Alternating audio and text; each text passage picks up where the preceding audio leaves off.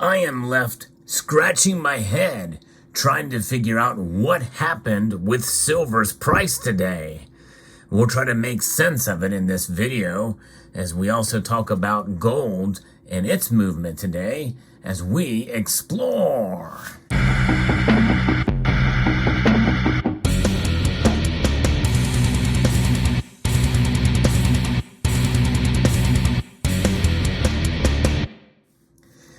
Gold is up and silver is down. By the way, so is platinum. In fact, as I record this video, silver is down 21 cents, almost down a full percentage point, whereas gold is almost up a full percentage point, up over $15 now.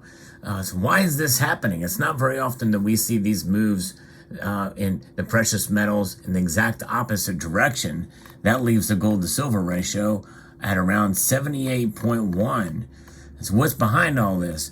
Well, I don't know. Maybe some of you will have some insight, but let's try to make sense about gold. Well, it went up today, and it went up after the Federal Reserve has released their minutes revealing worry about misperception and unwarranted easing. And the gold market was able to hold some of its daily gains following the release of the Federal Reserve's December meeting minutes. And at the December meeting, Fed officials confirmed their commitment to bringing down inflation and warn against unwarranted loosening of financial conditions. And this is information we pretty much already knew, so there's nothing really new here. Participants noted that because monetary policy worked importantly through financial markets, an unwarranted easing of financial conditions, especially if driven by a misperception by the public of the committee's reaction function, would complicate the committee's effort to restore price stability, which is according to the minutes of the FOMC's December 13th and 14th meeting. During the last meeting of the year, the Fed slowed to a 50 basis point increase but remained very firm in its goal to bring inflation down to 2%.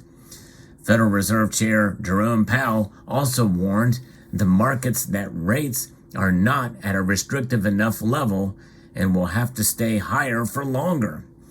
In the minutes, officials noted that a slower pace of rate hikes does not mean an easing of financial conditions. So they're warning against this talk about a pivot down the road, which if there's any movement or activity or hint of that occurring, then that would essentially mean that prices would go up.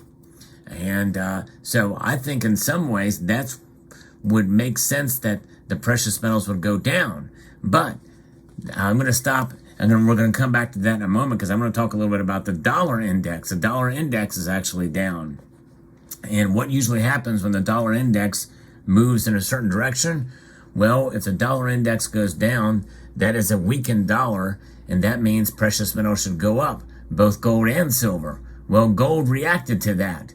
Gold reacted to that, pretty much ignoring the Fed minutes meeting here that says that there's not going to be any easing anytime soon. But silver tended to ignore the dollar index, and I want to know why. I'm not getting any answers yet from the research I've done. Of course, this news is still relatively fresh. We may get a synopsis on it maybe tomorrow, but nonetheless, I think this is part of what we may see from time to time with the separation of gold and silver. In other words, typically they're related, to at least to some extent. More on that later. The article continues here. Federal Reserve Jerome Powell told reporters at the December FOMC meeting that the longer the U.S. Central Bank needs to keep rates higher, the narrower the runway for a soft landing becomes.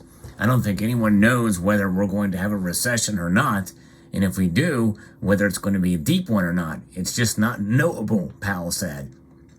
And of course, he was predicting a transitory inflation process. That turned out to be dead wrong.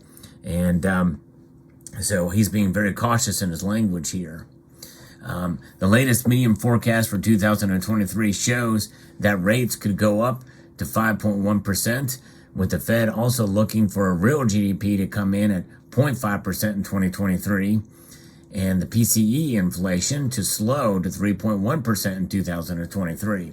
The minutes reveal that officials recognize the significant progress made after rates climbed by 425 basis points in 2022 and worry about the potential risk of over-tightening. Although I think many of us would argue against that there's been significant progress bringing down inflation. I think that's a foolish statement, but nonetheless, maybe progress in raising rates, but not keeping inflation in check. The lagged cumulative effect of policy tightening could end up being more restrictive than is necessary to bring down inflation to 2% and lead to an unnecessary reduction in economic activity, potentially placing the largest burdens on the most vulnerable groups in the population, the minute said. Most participants emphasized the need to retain flexibility and optionality when moving policy to a more restrictive stance. In other words, he's saying that a lot of what they've done, we've not seen any effect yet on it. But if that's the case, then why would he be saying that they're not going to be easing much more or even pivoting or moving to an easing policy? So I think they really don't know. I really think that's kind of what they're saying there, because by now we should have seen a bit more. It's been long enough. Well over a year we've been entrenched in this now. In fact, even as I mentioned, it brings back to memory what our illustrious Treasury Secretary now, who used to be the Fed chair, Janet Yellen, said that she sees this happening for 12 months, inflation, after saying it was stationary or transitory inflation. Now she says over a year, so that's going to be coming up probably by, I think, November next year. I think it was about that time she was saying it was going to be entrenched with inflation. But there you go. So Fed officials also align with Powell's overall message in the meetings. No participants anticipated that it would be appropriate to begin reducing the federal funds rate target in 2023. In other words, no pivot. They pointing out that a restrictive policy stance would need to be maintained for some time. So I think this just pretty much confirms what we pretty much already knew. And in any event, this really should mean lower prices. But the dollar is suffering today for one reason or another. And silver tends to be following the dollar's move, the dollar index, whereas gold is up, and platinum silver is running to the opposite end of what is ignoring the dollar index. Gold is following the dollar index. And by the way, it looks to be the case that platinum and rhodium have just broken out. Palladium is up over $90 right now. It's crazy. Rhodium is up over 2%, up $250. That was a little bit of a surprise. Gold up again marginally, but not a whole lot, but it is up over $15, 0.84% as I'm recording this video, minutes before the markets close down. But that's where we are at with these metals.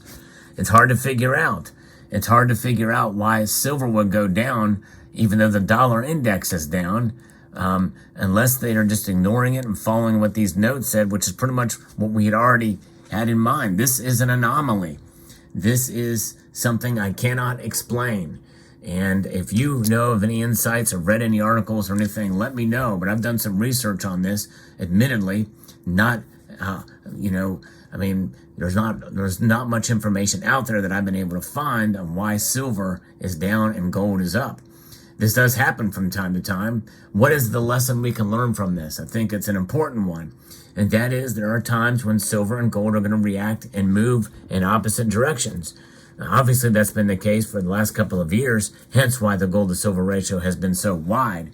In fact, it got so wide, it was well over 120 at one point in time in 2020. So that is something we have to keep in mind and consider, that gold and silver are different animals as well as also monetary metals. They are both hedges against economic instability, but they react in different ways. You have to have a different strategy at times.